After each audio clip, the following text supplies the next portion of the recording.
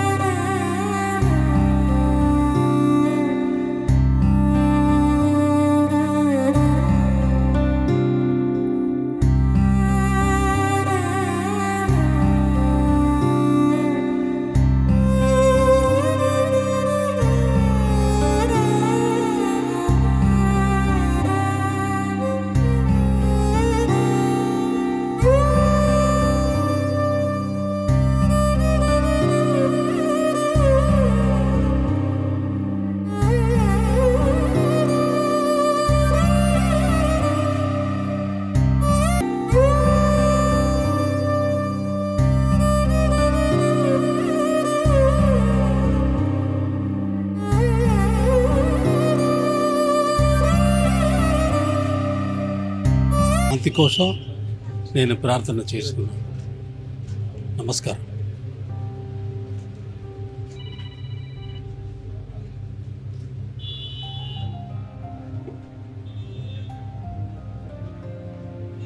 నాకు రామోజీరావు గారికి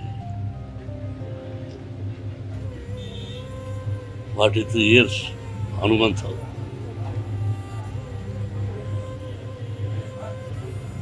ఆయన అప్పుడప్పుడు ఫోన్ చేసి మాట్లాడేవాడిని, పర్సనల్గా వచ్చి కలిసేవాడిని. కలిసినప్పుడల్లా ఎన్నో మంచి విషయాలు చెప్పి ఎలా ఉండాలి ఈ సొసైటీ, నేను ప్రజల మనిషిని, ప్రజల కోసమే బతుకుతున్నాను, ప్రజల కష్ట సుఖాలు తెలుసుకొని నా వంతు నేను ఏం చేయగలను అని ఎప్పుడు చెప్తుండేవాడు. నేను ఎప్పుడు కలిసినా దాదాపు 2 గంటల వరకు నేను కదలించేవారు కదా ఆయన. రండి, నేను ఎప్పుడైనా చనిపోతే నా సమాధి ఉంది చూతురు అనేవాడు. ఏమండి, నేను ప్రకటించడానికి వచ్చాను కానీ మీ సమాధి నేను ఎందుకు చూడాలి, మీరు బాగుండాలండి అంటే, ఎందుకు మీరు తయారిస్తారు కదా, ఎందుకు అది పిరిగితనంగా ఉంటారు, రండి నేను ఎన్నోసార్లు పిలిచిన రాను సార్ అని చెప్పడం జరిగింది. ఆయన లోటు మా కుటుంబానికి కాదు, యావత్ ప్రపంచానికి తీరని లోటు. ఇది సామాన్యమైన విషయం కాదు. ఈ స్టూడియో ఒక్కరి వల్ల అయ్యే పని కాదు. ఒక్కరిది ఓన్లీ 1 మ్యాన్ ప్రపంచంలో చాలా గొప్ప వ్యక్తిగా పేరు సంపాదించారు. ఆయన ఎక్కడున్నా ఆయనకు మనశ్శాంతి, కుటుంబానికి మనశ్శాంతి, ఆయనకు ఆత్మశాంతి జరగాలని భగవంతుడు కోరుకుంటున్నాను. గ్రేట్ మ్యాన్, పత్రికా రంగంలో రారాజు, అలాగే స్టూడియో అధినేతగా కూడా రారాజు. సరే,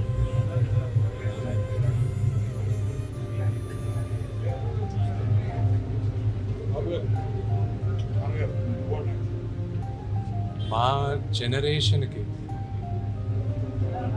మేమందరం చిన్నపిల్లలు, పెద్ద పెద్ద నటీనటుల ముందు మాకు ఒక లెజెండ్, మా ముందు జనరేషన్ కూడా, మా ముందు తరానికి కూడా ఒక మహానుభావుడు అని అందరూ చెప్పే వ్యక్తి రామోజీరావు గారు.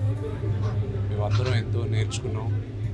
ఆయన వేసిన బాట ఇంకా ఎన్నో జనరేషన్స్ కూడా అది పాటిస్తూ ఉంటారు. ఈరోజు రామోజీరావు గారు పోయిన దానికి ఆ లోటు ఒక తెలుగు రాష్ట్రానికే కాదు, యావత్ భారతదేశం గర్వించదగ్గ ఒక మీడియా బ్యారన్, ఒక వండర్ఫుల్ హ్యూమన్ బీయింగ్ మనం అందరం కోల్పోయాం. మా మొత్తం తెలుగు ఫిలిం ఇండస్ట్రీ అంతా మేమందరం ఒక మహానుభావుని కోల్పోయాం. మీడియా విభాగంలో కానివ్వండి, సినిమా రంగంలో కానివ్వండి, తనకంటూ ఒక ప్రత్యేకమైన స్థానాన్ని ఏర్పరచుకొని రామోజీరావు గారు నిష్పాక్షికంగా ఈనాడు సంస్థల్ని, ఈటీవీ సంస్థల్ని నడిపిన బ్రహ్మాండమైన చరిత్ర రామోజీరావు గారు. రామోజీరావు గారు ఈనాడు లేకపోవడం అనేది చాలా బాధాకరం. మాకు వ్యక్తిగతంగా కూడా చాలా దగ్గరగా ఆప్తులుగా ఉన్న రామోజీరావు గారు, మా నాన్నగారు పువ్వాడ నాగేశ్వరరావు గారితో పాటుగా మరి అనేక దశాబ్దాల పాటు ప్రత్యక్ష రాజకీయాలు, అలాగే పత్రికా రంగం, ప్రజా జీవితానికి సంబంధించి వారితో మాకున్న అనుబంధం అచంచలమైంది. అలాగే మాకు ఇప్పుడు బంధువులుగా కూడా ఉండి మేము మా ఆప్తుని కోల్పోయినందుకు శోకతప్త హృదయంతో ఉన్నాం. ఈ సందర్భంలో రామోజీరావు గారి యొక్క విలువలు కానీ, లేదా రామోజీరావు గారు నెలకొల్పిన స్టాండర్డ్స్ని మనం ఒకసారి ఆలోచన చేసుకోవాల్సిన అవసరం ఉంది. అటు పత్రికా రంగంలో కానివ్వండి, ఇటు టీవీ రంగంలో కానివ్వండి, లేదా సినిమా రంగంలో కానివ్వండి, వారి యొక్క కృషి అచంచలమైనది. వారిని రాబోయే తరాలు ఎప్పటికి కూడా ఆదర్శంగా తీసుకోవాల్సిన అవసరం, బాధ్యత ఉంది. తప్పకుండా వారి యొక్క మరి ఆశయాలను ముందుకు తీసుకుపోవడానికి మా వంతు కృషి చేస్తాం. మరి ఈ సందర్భంగా వారి కుటుంబ సభ్యులకి, మరి ఎండి గారు, మా బావగారు